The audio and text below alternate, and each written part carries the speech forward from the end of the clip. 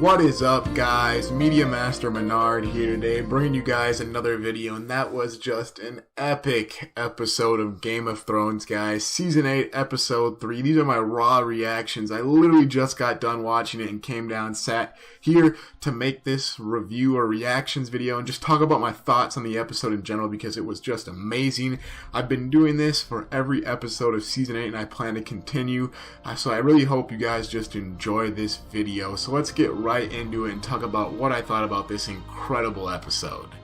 So let's take it from the beginning, guys, and we get to see everybody that's involved with this battle. You can see that they're kind of nervous, and it's nighttime, and they really do a great job setting the scene because everyone doesn't really know what they're going up against. There's people who have fought the dead before, but never the full force of the dead that has come south to attack the realms of men. And guys, I mean, I cannot stress how good the cinematography was in this episode. But let's get back to kind of the events. So Melisandre is coming in out of nowhere, it seems. She rides in from the dark, and I was just like, oh my gosh, the theory with her getting stabbed by Jon Snow, and Jon Snow's gonna get a flaming sword, and he's gonna kill the Night King, and that didn't happen, guys. But that theory seemed like it was almost confirmed. I've seen so many theory videos, but she comes and she does something that's even cooler, I thought.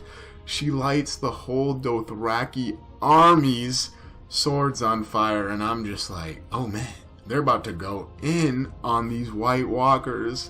Let's get it. And then they rode off into battle, and this was one of the coolest parts of the episode. You get to see all the flaming swords start to slowly go out, and everyone's looking on like, oh my gosh. A Dothraki horde is just getting decimated by the dead. And we know how much everybody kind of fears the Dothraki in Westeros. And then they just get stomped. They get stomped, let's be honest, guys. And then after that, you get to see people scrambling back, just running for their lives in fear. And this whole episode was just so well directed. I can't get over it. And so then the army of the dead charges in, and you kind of see everyone just get blown back right away, and it's crazy. And you go up and see Jon and Dany, and Dany's like, I have to go help. I can't just sit here up top and kind of bait out the Night King. And then the dragons come in. The dragons are just destroying hordes of the dead, but then you kind of realize, like, she's not really doing anything because they can all get revived. 1 and 2, there's just so many of them, and they're so outnumbered that it's crazy. And after a little bit of fighting, you get to see them, like, they have to retreat. They know they have no choice but to retreat. And I was kind of thinking the battle was going to go a little bit better for them, at least I thought. And then we got to see the first death of the episode, and that was Ed. And it was kind of because Sam had been laying on the ground kind of out of it, so Sam really got Ed killed. I wonder if we're going to see that in later episodes, Sam feeling bad about it. But I mean, man, it was kind of like real. Like, it wasn't epic or anything like that. My man Ed just dropped. Like, he just dropped, and that was really real. That was sad. I was hurt by that one because we have been with him for so long, and he was not the only death of this episode. There were a lot that hurt. So let's keep kind of going on. After they retreat, it's kind of hectic, and all the Unsullied are there, like, holding the retreat and kind of sacrificing themselves, and you start to realize that the Unsullied aren't making it back into Winterfell, and they're just kind of delaying for everybody else so everyone else can be safe. And I'm just like, oh my goodness, this is tragic. Everyone's just getting wrecked right now by the dead, and none of the Whites or the Night King even showed up at this point. And so they activate their trench, but they want to activate their trench, and they're signaling Dany, but Dany's up around in the sky, and the Night King has brought in a blizzard. And because of this blizzard, she can't see that they're lighting the signal to burn the trench, and so Melisandre has to go out there and, like, work her magic. And I thought it was really cool how she came back and has been doing all this stuff. I mean, I knew she was going to come back, and it was just sick that they utilized her in this way. And you can see that her magic's kind of failing. You see the fear, like, you just see the reflection of the lights in her eyes and the fear, and she's like on the last one, like, saying her spell, and it's like, this has to work. And it was just like really cool and really, really well done. But let's go back to the storm that the Night King brought in, and this was kind of where the cinematography I thought was so great. They do such a good job directing these scenes because it's so crazy a lot of times. You don't know who's on whose side, what's going on. It's even further amplified in this battle from the wintry blizzard that's kicking around.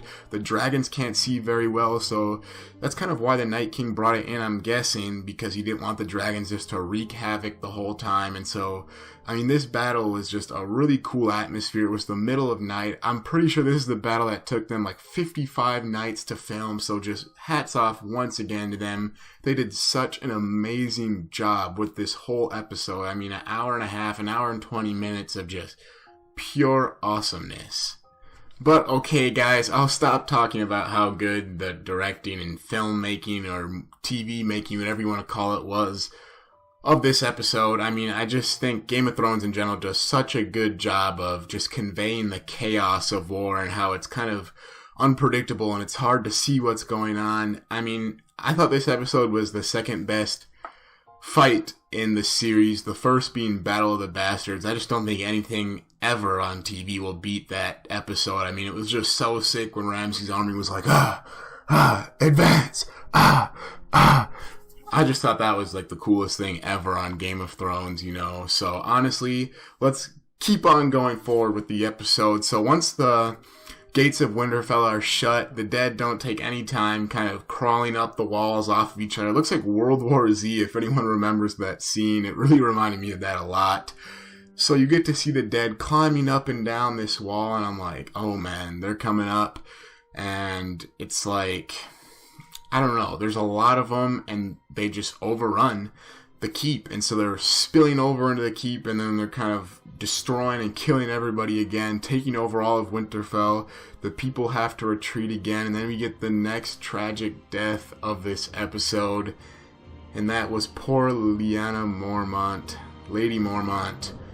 It was a tragedy, but she went out with a bang. It was really sick when she killed that giant. But one thing I didn't understand is, why did they not burn the body of that giant after he died at the Battle of the Bastards? Because realistically, they all knew there that the dead were coming, that they needed to burn bodies. That was like Jon Snow's biggest thing throughout the first 6 seasons. Like, we need to burn the bodies so the dead don't come. But that aside, it was kind of cool to see a zombie giant. But yeah, it was very tragic to see Lyanna Mormont go, and I thought they did a really good job of making her go out with a bang. One thing that I thought was really awesome was how we get to see Arya not be just a superhuman tank in this episode. I mean, she thought she could kind of just take on as many White Walkers as she wanted to, and she's going ham and destroying a bunch, then she gets her head banged and she's not herself. There was a really sick stealth scene that they had with her where she's kind of backed into a corner and she thinks she gets out of it, but then they collapse in on her, and then the Hound and Beric go to save her. I thought that was a really cool scene, how you see the Hound is just terrified, knows they have no chance of winning, but will die with Arya and for Arya. I thought that was really cool, but actually Beric ends up dying, and I have to say I wasn't actually too sad by his death. It didn't really make me the most sad, but it was a very noble death, and he did his job. And as Melisandre said, he was brought back by the Lord of Light for many times, I guess. He's fulfilled his purpose, and I thought that was kind of poetic. And then we get to see Arya leave and say, what do we say to the god of death? And then she said, not today. And I was like, Arya is gonna kill the Night King. I just knew at that time that she was ready just to go ham, but we'll get to that. We'll get to that later. So as we continue on, we get to see Jon Snow and Dany have an epic dragon battle with the Night King, and it's clear the Night King is just way too strong for him, but they actually are able to dismount the Night King from his dragon, and they kind of get him out in the field of battle. But then as soon as Jon Snow is rushing him down trying to get him, unfortunately he raises another army from the dead, which I kind of knew was going to come at some point in this episode. I mean, we knew they were going to have to kill the Night King to end this battle. It wasn't going to be them just wiping out the entire enemy army. So we got to see that aspect of it.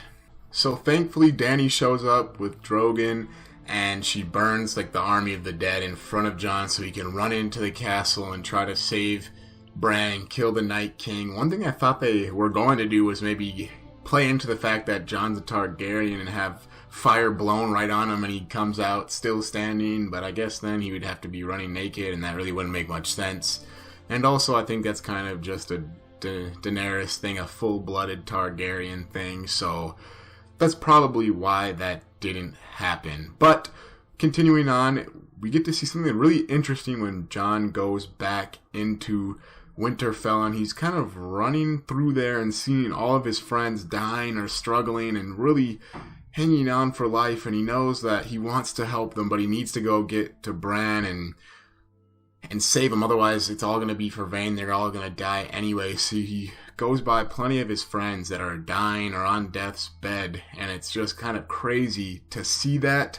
And we also then are shown that the Whites are getting into the crypt and the women and children are in grave danger. And you get a really touching scene with Sansa and Tyrion where they're both kind of know they're about to die and they kind of hold each other's hand and just kind of wait for death to happen. And Tyrion kind of goes to see Varys, and then Jon is like dodging dragons and stuff, and the dragon, the ice dragon, let's call him, even though he still blows out fire, but Jon is like dodging this dragon. You can start to see that he's definitely not going to make it to Bran in time.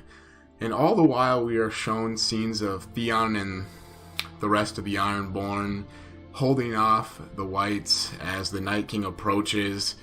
And eventually all of them are dead and Theon's alive, and we get to see a really cool scene where Bran like thanks Theon and calls him a good man, and Theon I guess is crying at this point because he knows he's gonna die, and he charges the Night King and gets owned. He does.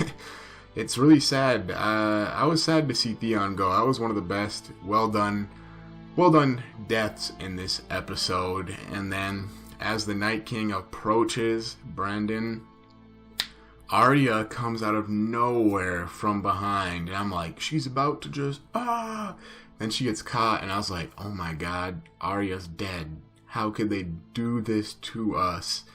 How could they put us through this? And then she drops the knife into her other hand and kills the Night King. And I kind of have a lot of thoughts on this, actually. I thought they were going to explain more what the Night King's end goal was and why they were so obsessed with Bran. And I know they talked about they wanted to erase all of human history, but I thought they could have gone into it quite a bit more on what their end goal was. I half expected the Night King to bow down to Bran at the end of the episode just to throw in some kind of plot twist. But I mean, the Night King is dead. All of the armies fall. All of the, I guess, undead army falls, and it's over. And by that, I guess the preview of the next episode, we can definitely tell that, I mean, they're about to be prepping for the next battle with Cersei Lannister. We're going to be seeing things in King's Landing again, so I know, or I guess we assume that, I mean, the undead threat is really gone, and I'm a little surprised that they, I guess, ended it as fast as they did in 3 episodes only. I thought it was maybe going to take a little bit longer, or there's going to be some retreat after they lose the first time, but as soon as the episode started, it was clear there was no retreating from this battle. I mean, it was going to end this way. And yeah, I thought overall it was one of the best fights of all of Game of Thrones. Like I said, Battle v Bastards was the only one I thought was better. Guys, this was a really, really good episode and worth the wait of the first 2 episodes of this season. Sadly, after the battle, we see Melisandre kind of walk off, take her necklace off, and she says, hey, my job is done here, guys. I've done what I promised and what I set out to do, and now I can leave Westeros and die in peace. We've seen plenty of times she said, I've been ready for death for years, so her character arc came to a very good conclusion, but I am sad to see her go. I thought maybe we were going to see some other cool things out of her. One of the saddest deaths was Jorah, but he died so valiantly, defending Dany till the end. It was almost like a Sean Bean death from Lord of the Rings, the Fellowship of the Ring, where he's Boromir, and he's like getting stabbed and stuff, and he just keeps on getting up and going ham. I thought that was a really good way for Jorah to go out. showed that he was pretty much a boss. And then at the end of the episode, we see Dany kind of clutched by the dragon while she's clutching Jorah. So we know Drogon is pretty much alive. Rhaegal, I don't know if he's alive or not. It's kind of hard to tell. It was kind of ambiguous at the end of the episode. I'm guessing he's still going to be alive. If he's not, I think that's some foreshadowing for one of the Targaryens is going to have to die. Which one? If it's Rhaegal, I guess it'd probably be foreshadowing for Jon. But let's not analyze that too much, guys. But that is about all of my thoughts on this episode. I don't want to go into theories too much on what are gonna happen in the next 3 episodes, because I know there's gonna be another setup episode probably, and then probably episode 5 is gonna be a crazy battle like this one, but maybe even a bigger scale. Some type of naval combat is gonna be going on. Dragons flying around. It's gonna be sick, guys. I'm really curious how the whole Jon and Dany being aunt and cousins or whatever they are kind of coming to a head, and all of that problem with the Iron Throne. I think episode 6 is going to be kind of a tie-up episode, and it's going to show the aftermath of the battle and what happens in the realm of Westeros and what is going on. But I want to know what you guys thought about this episode of Game of Thrones. Did you think it was the best battle episode that they've ever had? Is it the best episode of Game of Thrones in your opinion that you've ever seen? Which deaths hurt you the most, and who lived that you thought was gonna die? Let me know the answer to all those questions down in the comments below. Like I said earlier on in the video, I'm making reaction and review videos to all the Season 8 episodes on Game of Thrones, so subscribe to the channel if you're curious about that. Also, subscribe to the channel if you're interested in movies, TV, video game, or anime content. I like to put up content in all those subjects on my channel all of the time. I'm going to leave a link to my Twitch and my Twitter down in the description below so you can find out when I post a new video or when I go live streaming. And until then, this is Master Menard signing off. Now look at the top, I'm going crazy, who wearing the crown? Scoodly bop, doodly bolly, doodly down.